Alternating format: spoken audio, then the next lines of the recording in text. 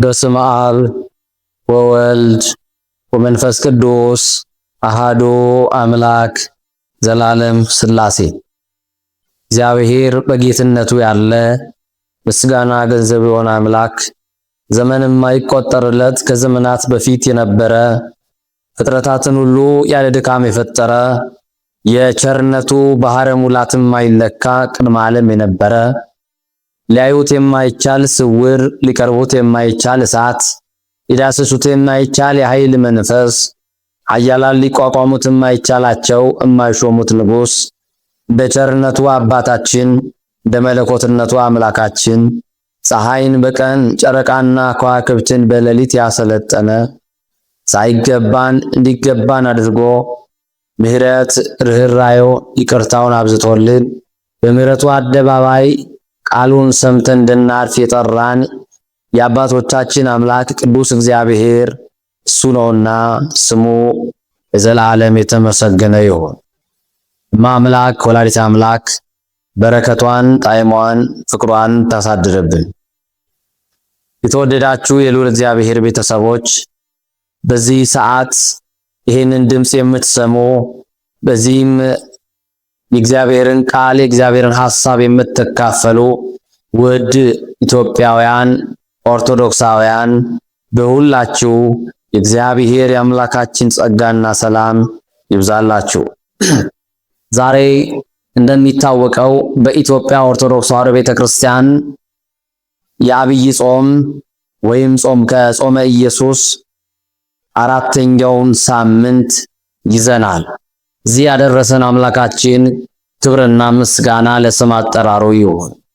በቤተ ክርስቲያናችን ዛሬ የምንገኝበት ሳምንት ስያሜ ያለው ባሕረ ጥበባት ታላቁ የቤተ ክርስቲያን ሊቅ መጋቤ ጥበባት ሊቁ ኢትዮጵያዊው የዜማ ደራሲ ቅዱስ ያሬድ ይህንን ሳምንት መጻጉዕ ብሎ ሰይሞታል።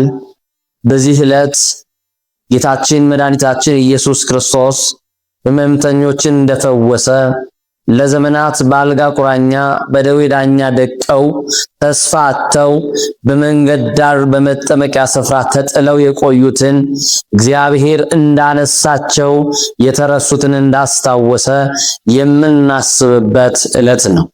ይህንን ቃል የምትሰሙ ኦርቶዶክሳውያን ይልቁንም በልዩ ልዩ ደዌና ሕመም ያላችሁ እግዚአብሔርን ተስፋ አድርጉት። እግዚአብሔር ካለብን ከየትኛውም ችግር ሊፈውሰን የታመነ አምላክ ነው።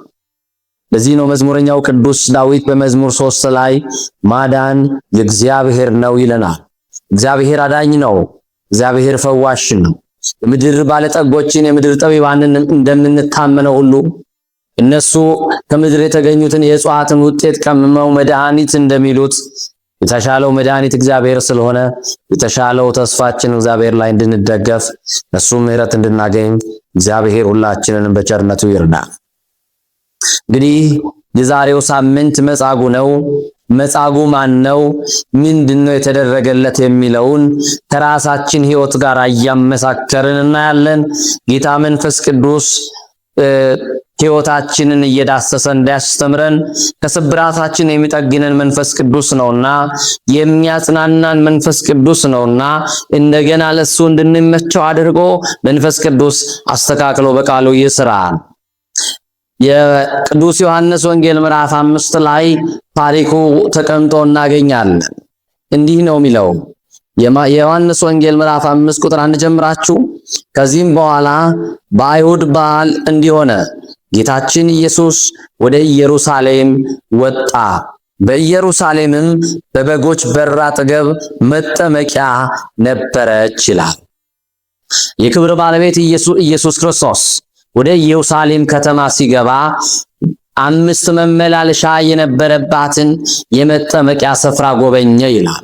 ዛሬ በእግዚአብሔር ለመጎብኘት ካለባቸው ደዌ ለመዳን በመጠመቂያ ስፍራ እግዚአብሔርን የሚጠባበቁ አያሌ ሰዎች አሉ። ወዘመድና አዝማድ ሕክምና ሳክሟቸው የተለያዩ ነገሮች አድርገውላቸው ከራሳቸው አቅም በላይ ሲሆን በመጠመቂያ ስፍራ የተጣሉ ብዙ መጻጉዖችን እናውቃለን። ከሕመማቸው ጋር መኖር ከጀመሩ 10 ዓመታትን ያስቆጠሩ በሕመማቸው ጋር መኖር ከጀመሩ ከ10 ዓመታት በላይ ያስቆጠሩ እግዚአብሔርን ግን ተስፋ እያደረጉ የሚኖሩ ሰዎችን እናውቃለን። ምዕመናን ተስፋችን እግዚአብሔር ብቻ ነው። በእግዚአብሔር ደጅ ላይ መውደቅ የተሻለ ነው።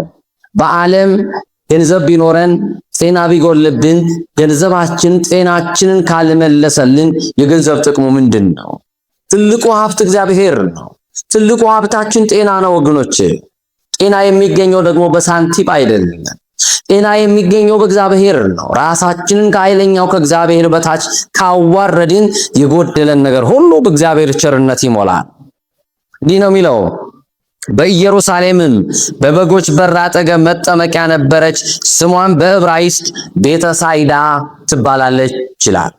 አሁን ይህንን ቃል የምትሰሙ በቤተሳይዳ የምትመላለሱ መድኃኒት የምትፈልጉ ቤተሰብ የሰለቻችሁ፣ መድኃኒት የሰለቻችሁ፣ ወገን የሰለቻችሁ፣ ገንዘባችሁ ተበትኖ አጀባችሁን በዛ ልክ የተበተነ ወዳጆቻችሁን በህመማችሁ የገመታችኋቸው እንደ ደመና የከበቧችሁ ወዳጆቻችሁ ህመማችሁን፣ ጉስቁልናችሁን፣ መከራችሁን፣ ሐዘናችሁን፣ ስቃያችሁን፣ ችግራችሁን አይተው የሸሿችሁ ሰው የለንም የምትሉ በሰው ናፍቆት የምትሰቃዩ ከሰው ጋር ተፈጥራችሁ ሰው ያጣችሁ አይዞባ ያጣችሁ ተስፋ የምታደርጉትን ያጣችሁ እግዚአብሔር ብቻ ነው ተስፋ ይብላችሁ ሁሉ ሲሟጠጥ ከእጃችሁ ያለው ሲበተን እግዚአብሔርን ፈልጋችሁ በቤተሳይዳ ያላችሁ ቀን አለው። እግዚአብሔር ቀን ያረጋችኋል።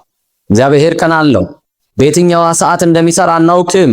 ብቻ እናንተ በተሻለው በእግዚአብሔር እጅ ላይ ወድቃችኋል። በደጁ ላይ ሆናችሁ እግዚአብሔር እንደጀ የምትጠኑ ሰዎች አንድ ቀን እግዚአብሔር ይጎበኛችኋል። የጌታ መልአክ መጠመቃይቱ ስፍራ በሳምንት አንድ ቀን እየመጣ ሌሊት ውሃውን እየመታ እንደሚያናውጠው ተራችሁ ሲደርስ እንደ መጻጉዕ የምትፈቱበት ቀን አለ። ምናልባት እንደ መጻጉዕ 38 ዓመት በአልጋ ላይ መጠበቅ ላንችል እንችላለን። ሞታችንን ልንመርጥ እንችላለን። ታመን በሰው እጅ ከመውደቅ ብንሞት ምርጫችን የሆነ እግዚአብሔር ከየትኛው መከራ ሊያድን እንደሚችል እያወቅን በእግዚአብሔርም ጭምር ተስፋ የቆረጥን እንኖራለንና ወገኖች እግዚአብሔርን ተስፋ አድርጉ። በበጎች በር አጠገብ መጠመቂያይቱ በዕብራይስጥ ቤተሳይዳ ይሏታል። 5 እርከኖች ነበሩባት። በዚያም ዕውሮች፣ አንካሶች፣ ሰውነታቸውም የሰለለ ብዙ ድውያን ተኝተው የውሃውን መናወጥ ይጠብቁ ነበር።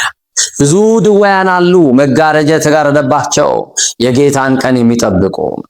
ብዙ ዕውሮች አሉ፣ ዓይናቸው ማየትን የሚናፍቁ የዚህን ዓለም ብርሃን ያላዩ የእናታቸውን መልክ የአባታቸውን መልክ ማየት የሚናፍቁ ብዙ አሉ ወገኖቼ። አንካሶችም አሉ፣ በሰው ትከሻ የወደቁ በክራንች የሚሄዱ በዊልቸር ላይ የሚጓዙ ሰዎች ካልደገፏቸው መቆም የማይችሉ ሰዎች ነበሩ። ምንድነው የሚጠባበቁት ካላችሁ የውሃውን መነዋወጥ የውሃውን መንቀሳቀስ ይጠብቃሉ።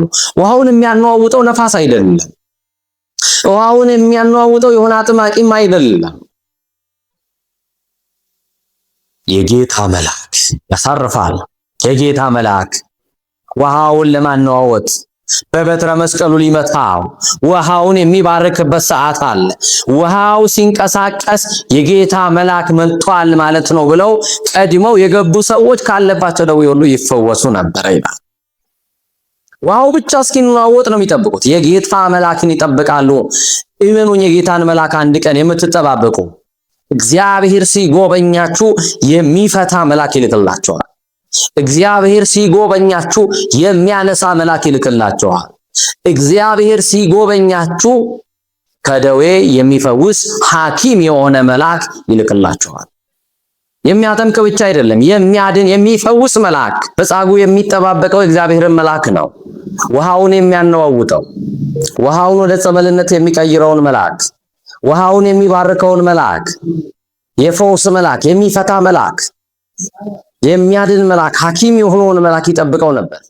ዛሬም በመበቂያችሁ ላይ፣ ዛሬም በመኝታችሁ ላይ፣ ዛሬም ከነቋጠሯችሁ እግዚአብሔርን ላይ ተስፋ አድርጋችሁ ከነችግራችሁ ወደ እግዚአብሔር ቤት የምትመጡ ሰዎች አላችሁ። በአልጋችሁ ላይ ሆናችሁ እግዚአብሔር ቀን አለው የምትሉ እግዚአብሔር ቀና እንደሚያደርጋችሁ ተስፋ ያደረጋችሁ ሰዎች ትኖራላችሁ። መጻጉዕን የፈወሰ እግዚአብሔር ይፈውሳችኋል። ከ38 ዓመት እስራት የፈታ መጻጉዕን እኛን ከዘላለም ሞት ያስመለጠን አምላክ ነው። የምናመልከው አምላክ፣ የምንሰግድለት አምላክ፣ የምንገዛለት ጌታ ከዘላለም ሞት ያስመለጠን አምላክ ነው። ከድቅድቅ ጨለማ ያወጣን ጌታ ነው።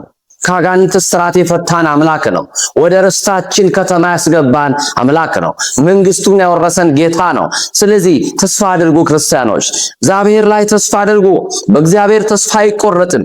መጻጉዕ ለ38 ዓመት ሰዎች ሲድኑ ተመልክቷል። እሱ ግን አልዳለም። በሰዎች መዳን እየተደሰተ እንኳን ደስ አላችሁ ብሎ በአልጋ ላይ የደስታ መልእክት አስተላልፈዋል።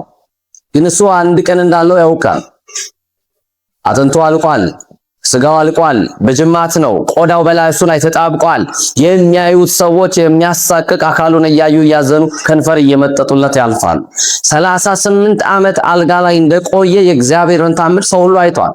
አሁን ይደናል ወይ መጻጉዕ እያሉ ተስፋ የሚያስቆርጡ ሰዎችን ባጠገቡ አልፈዋል። አይድንም ብለውም ተስፋ ያስቆረጡትን ሰዎችን በጆሮው ሰምቷቸዋል። እግዚአብሔር ቀን አለው። የትኛውም እስራት ሊፈታን እግዚአብሔር ቀን አለው። የእግዚአብሔርን ጊዜ የምትጠብቁ እግዚአብሔር በሰዓትና በጊዜ ወደ መጠበቂያችሁ፣ ወደ ጎጆአችሁ፣ ወደ እልፍኛችሁ አማኑኤል ይምጣላችሁ። ከዚህ በኋላ ነው እንዲህ የሚለው፣ በዚያም ከታመመ 38 ዓመት የሆነው አንድ ሰው ነበረ። ጌታችን ኢየሱስም ያንን ሰው በአልጋ ተኝቶ አየው ይላል። ወገኖቼ በተኛንበት እኛንም መነሳት የምትፈልጉ አማኑኤል የሚያነሳ የምሕረት እጅ ስላለው እግዚአብሔር በምሕረት ዓይኑ ያያችሁ። በምሕረት እጁም ከወደቃችሁበት ስቦ ያምሳችሁ። ካለንበት ከገባንበት ድቅድቅ ጨለማ ጎትቶ አማኑኤል ያወጣል። የእግዚአብሔር ልጆች መጻጉዕን አየው ይላል። እስካሁን ድረስ መጻጉዕን 38 ዓመት ብዙ ሰዎች አይተውታል። ለመጻጉዕ ግን ያደረጉለት አንዳች ነገር የለም። ምናልባት ድቃቂ ሳንቲም ሊሰጡት ይችላል። ምናልባት ስባሪ ሳንቲም ሊወረውሩለት ይችላል። ነገር ግን ለመጻጉዕ ምንም አይነት ለድነቱ ምንም አይነት ለመቆሙ አንድም ሰው ዋስትና የሰጠው አንድም ሰው በጎ ነገር ያደረገለት የለም። 38 ዓመት ሰዎች አይተውታል። ዛሬ ግን የተሻለው አማኑኤል አየው። ከ38 ዓመት በኋላ በእግዚአብሔር ታየ። አንድ ቀን እንታያለን። በእግዚአብሔር በፊቱ እስክንታይ ድረስ ግን አገልግሎታችንን አናቆምን። በፊቱ የምናሳየውን ትሕትና አንቀንስም። በአምልኮ እንጸናለን። በቤቱ እንበረከካለን። ከነጉድለታችን እየመጣን አምልከነው እንሄዳለን። ባይሰጠንም እናመልከዋለን። ባይሞላልንም እግዚአብሔር እናመልከዋለን። መጻጉዕ ከነጉድለቱ ከመጠመቂያው ስፍራ አልሸሸም። ከነጉድለታችሁ ከቤተ ክርስቲያን አትሽሹ። ከነጉድለታችሁ ከመቅደሱ አትውጡ። እግዚአብሔር እስኪሞላችሁ ድረስ፣ እግዚአብሔር እስኪያስተካክልላችሁ ድረስ፣ እግዚአብሔር ከእጃችሁ የተወሰደውን ወደ እጃችሁ እስኪመልስ ድረስ፣ ከልፍኛችሁ ከጓዳችሁ የጎደለውን እስኪሞላላችሁ ድረስ፣ የጎደለውን ጤና እስኪሞላላችሁ ድረስ፣ የተወሰደባችሁን ጸጋ እስኪመልስላችሁ ድረስ ከጸጋ ግምጃ ቤት ከቤተ ክርስቲያን አትውጡ። በመጠመቂያይቱ ስፍራ የነበረውን መጻጉዕ የ38 ዓመት ሽባ፣ የ38ቱን ዓመት ባልጋ የወደቀ በዘመድ የተረሳውን ሰው እግዚአብሔር አየው ይላል። የተረሱትን እግዚአብሔር ያስታውሳል። የተናቁትን እግዚአብሔር ያከብራል። ለታመሙት መድኃኒታቸው፣ ተስፋ ላጡት ተስፋቸው፣ አለኝታ፣ ዘመድ ለሌላቸው ዘመዳቸው፣ ወገን ለሌላቸው ወገናቸው እግዚአብሔር ያዝንልናል። እግዚአብሔር ይራራልናል። እግዚአብሔር እንደ ሌሎች ከንፈር መጥቶ አይደለም እግዚአብሔር የሚያየን። አያልፈንም። እግዚአብሔር በወደቅንበት ይመጣና እጆቹን ዘርግቶ ከወደቅንበት ያነሳናል። ብዙ ዓመት የተኛው 38 ዓመት የተኛው መጻጉዕን ተመለከተው። በደዌ ብዙ ዘመን እንደቆየ አውቆ እንዲህ አለው፣ ልትድን ትወዳለህን አለው። እግዚአብሔር ሲፈውሰን የራሳችን ነፃ ፈቃድ ይጠይቃል። ልትድን ትወዳለህ? ማን ነው የታመመ ሆኖ የማይል? ልትድን ትወዳለህ ሲባል ጌታ ሆይ መዳን እፈልጋለሁ፣ መዳንማ ናፍቆቴ ነው፣ እፈልጋለሁ፣ መዳን እፈልጋለሁ፣ ሙሉ ሰው መሆን፣ በራሴ መቆም እፈልጋለሁ፣ በሰው ትከሻ መውደቄ ከሰው በታች አድርጎኛል። እግዚአብሔር ሆይ አንተ ደርሰህልኝ ቀና ማለትማ እችላለሁ። እግዚአብሔር ሆይ ልትድን ትወዳለህ ብለህ ጠይቀኸኛል። እወዳለሁ። እናንተ የታመማችሁ ልትድኑ ትወዳላችሁ? እናንተ ባልጋ ላይ ያላችሁ ልትድኑ ትወዳላችሁ? እናንተ መርፌ የሰለቻችሁ ልትድኑ ትወዳላችሁ? እናንተ መራራ መድኃኒት ያስቸገራችሁ የሰለቻችሁ፣ መታከሚያ ያጣችሁ፣ ኪኒን መግዣ ያጣችሁ፣ ዘመድ የጠላችሁ፣ ወገን የሸሻችሁ፣ ሰው ፊት የነሳችሁ፣ ጀርባ ያዞረባችሁ ልትድኑ ትወዳላችሁ?